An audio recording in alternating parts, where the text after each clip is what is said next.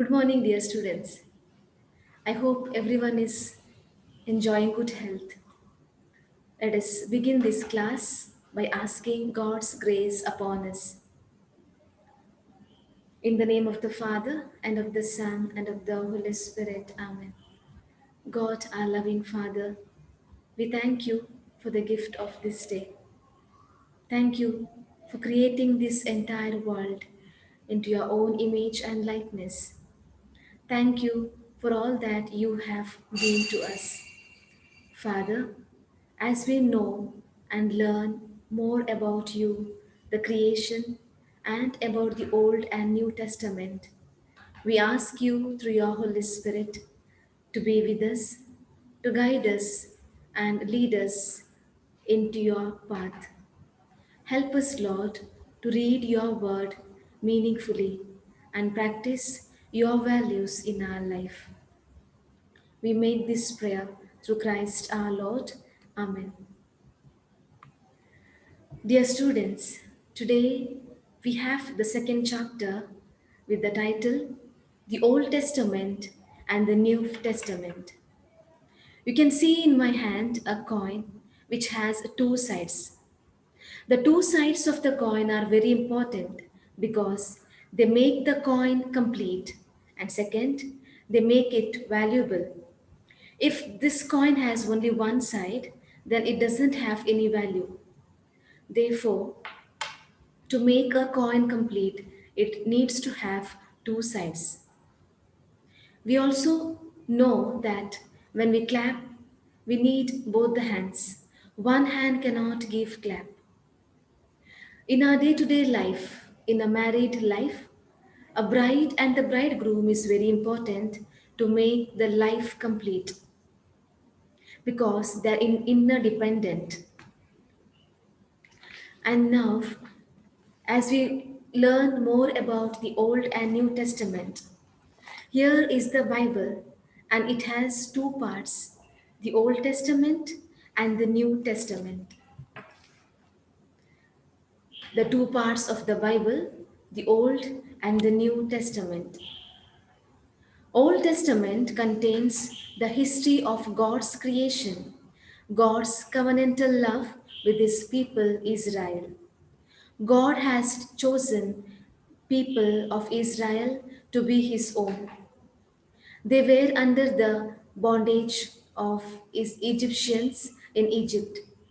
God wanted to bring them out of the darkness to his promised land. Therefore, God sent many prophets so that they are able to bring his people, his chosen people Israel, from Egypt to his promised land. We have the New Testament. The New Testament contains the covenant which God made through the death and resurrection of his son Jesus. In the picture, we have the birth, the death, and resurrection of Jesus. The entire New Testament contains the life history of Jesus. For 30 years, he lived a hidden life under the care of Mary and Joseph. And for 3 years, he had his public life. And he met many people, cured many people, and showed the way of life through his teachings.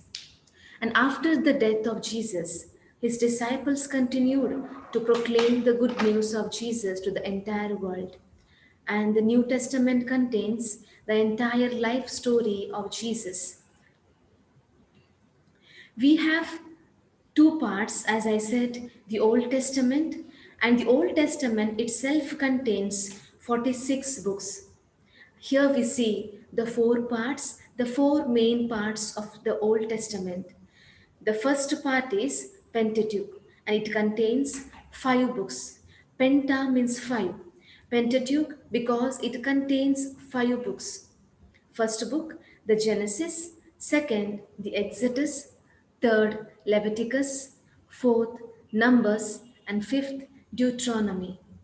We have historical books. First is Joshua, second Judges, third Ruth, fourth the first book of the Samuel, fifth the second book of Samuel, Sixth, the first book of the Kings. Seventh, the second books of the Kings. Eighth, the first book of Chronicles. Ninth, the second book of Chronicles. 10th, Ezra. 11th, Nehemiah. And 12th, the book of Esther. We have five books of wisdom. First, the Job. Second, Psalms. Third, Proverbs. Fourth, Ecclesiastics. And fifth, Song of Songs. We have another part that is Deuterocanonical. It contains the other seven books. The first is Tobit, second is Judith, third is Wisdom, fourth is the Ecclesiastics of or Sirach, fifth Baruch, sixth fifth Baruch, sixth the first Maccabees, and seventh the second Maccabees. And we have prophets whom God chose to proclaim God's good news to the people. And it also contains the New Testament, wherein the prophets have spoken about the coming of Jesus into their writings.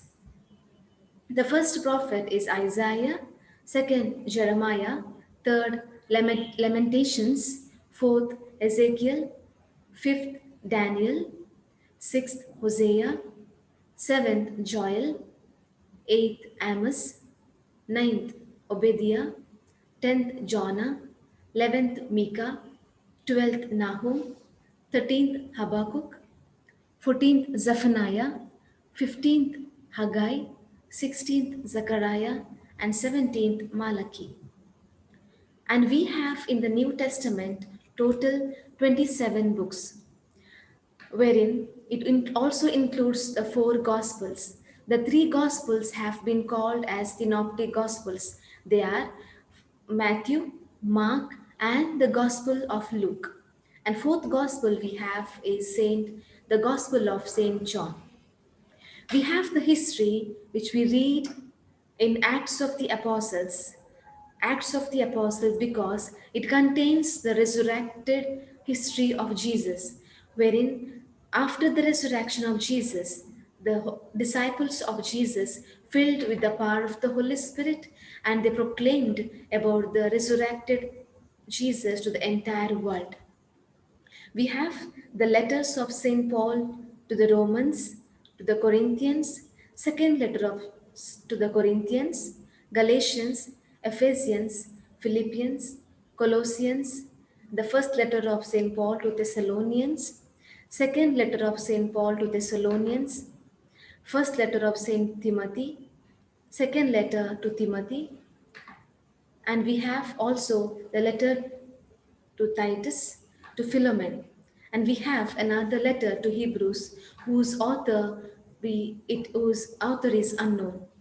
We have the letter of Saint James, we have the letter of Saint Peter, the first letter of Saint Peter, and second letter of Saint Peter.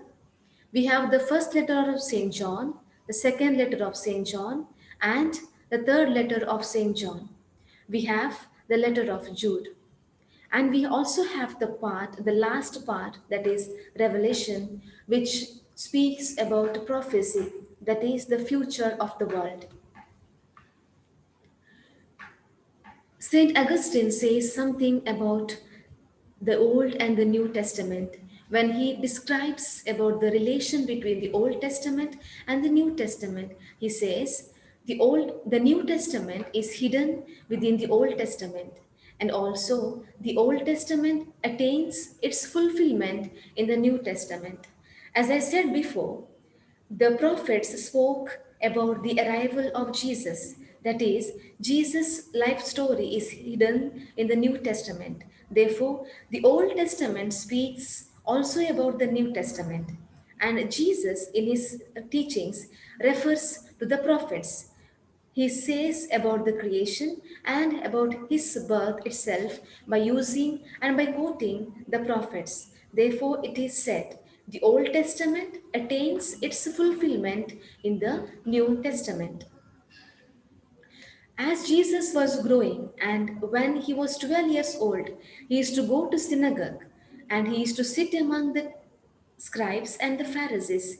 is to listen to them and discuss with him about the prophets and teachings of the Bible. And in St. Luke, we also, the Gospel of St. Luke, we also hear the chapter 4, verse 18 says, "The Spirit of the Lord is upon me, because he has appointed me to preach good news to the poor. He has sent me to proclaim freedom to the captives and recovery of sight to the blind, and to set free the oppressed." This entire phrase contains the mission of Jesus to which Jesus was sent to the world. This is taken from prophet Isaiah. As Jesus was standing in the synagogue, one of the attendants brings a scroll of the prophet Isaiah to Jesus, and from where Jesus reads the chapter 4, verse 18. He says himself in this phrase that he has been sent to the world to proclaim God's good news, especially to the captives, and bring people from darkness to light. And during his public ministry that he spent for the 3 years, he used to proclaim to the people the good news of God. He used to cure people, he used to gather people and teach them about the teachings of the kingdom. And he makes it clear that he has come to complete the Old Testament. And after the resurrection of Jesus, we see when two of the disciples of Jesus were walking towards Emmaus. After the resurrection of Jesus, the disciples were in darkness because their master was dead. They didn't know where to go. They didn't know whom to approach because they hadn't master with them. And then Jesus reveals and Jesus appears to his disciples in different forms, in different places, to tell them that he has been resurrected and he is giving his power and authority to his disciples so that they continue the work of Jesus. And here, when the two of his disciples were walking towards Emmaus, there Jesus appears to them. Sees them in confusion, and there Jesus reveals them the Old Testament and he enlightens them. We read this in Luke chapter 24, verse 26. Jesus revealed the meaning of the Old Testament to his disciples on their way to Emmaus and enlightened them. When he was explaining about the Old and New Testament, they got enlightened and there they recognized the presence of Jesus, that is, the resurrected Jesus who is among them in spirit. Here we see the disciples of Jesus proclaiming about Jesus and his resurrection to the people. The disciples, after the Pentecost, filled with the Holy Spirit, and they were able to talk in different languages because the power of the Holy Spirit was upon them. And Jesus had given them the authority and the power to proclaim about his life through their teachings. And especially after the resurrection of Jesus, the disciples were filled with the power of the Holy Spirit and they had received the tongues of the Holy Spirit through the fire.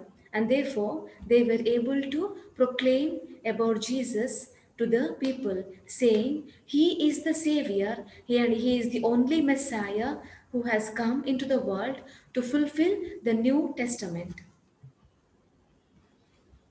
The Old Testament contains the history and the creation of the world until the coming of Jesus. And the language of the Old Testament is in Hebrew. And the New Testament contains the entire life story of Jesus, who is the Son of God. And the original language of the New Testament is Greek. And finally, we know God is the author of the Holy Spirit. He inspired his chosen people, they are the prophets, to put down the God's message in their writings. The word of God was written by the prophets and other chosen people of God in the context of their time and culture. Therefore, we need to read the Bible meditatively and understand it well. Therefore, dear students, I have a small video which gives the relation between the Old Testament and the New Testament, which I will be displaying to you in the group. You can watch it later during the weekdays. Now, let us listen to the hymn.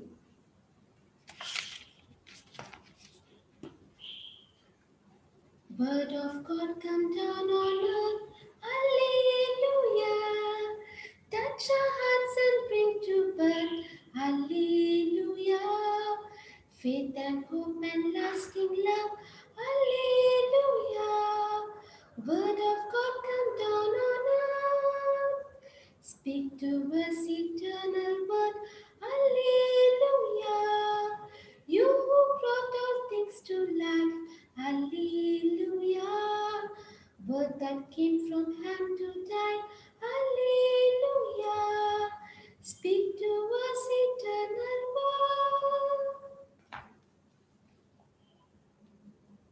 Now, as we conclude this class, let us ask God's grace once again to live our daily life meaningfully, listening to His words and practice them in our life. Let us now pray God the prayer taught by Jesus. Our Father, who art in heaven, hallowed be thy name. Thy kingdom come, thy will be done, on earth as it is in heaven. Give us this day our daily bread, and forgive us our trespasses, as we forgive those who trespass against us. And lead us not into temptation.